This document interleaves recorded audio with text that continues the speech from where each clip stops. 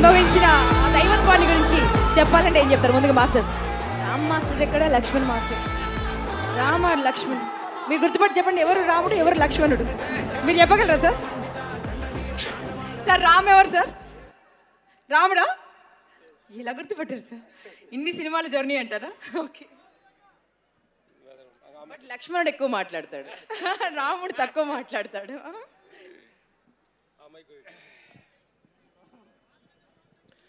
నమస్తే. మనం ఎన్నో ఆడియో ఫంక్షన్కి ప్రీ రిలీజ్ ఫంక్షన్కి వచ్చాము. ఇది చూస్తుంటే ఇది ప్రీ రిలీజ్ ఫంక్షన్ కాదు, మనందరం కలిసి ఒక గుడికి వచ్చినట్టుగా ఫీలింగ్ అనిపిస్తుంది.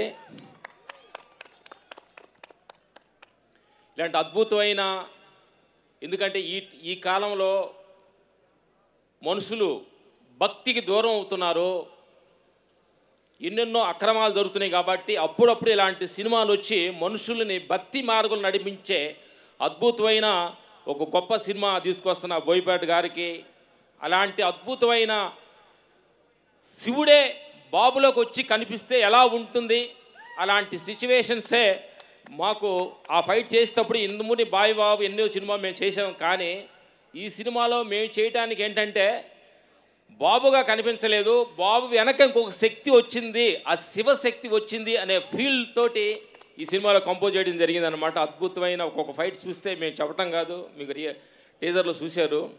ఇలాంటి సినిమా చూసి 2 గంటలు సినిమాగా కాదు, ఇది ఒక గుడికి వచ్చి అలా ఫీల్ అయిపోయినట్టుగా ఉంటుంది ఈ సినిమా.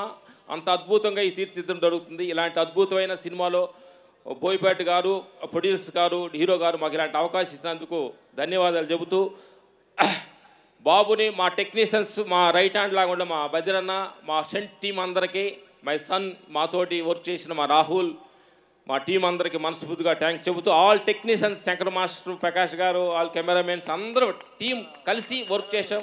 కెమెరామెన్ రామ్ ప్రసాద్ అన్న గారు, తమ్మన్న గారు, ఇలాంటి అద్భుతమైన ఈ సినిమాలో మేము టెక్నీషియన్స్గా వర్క్ చేయటం మాకు ఆనందం అనిపిస్తుంది. Thank you sir, thank you very much, thank you master.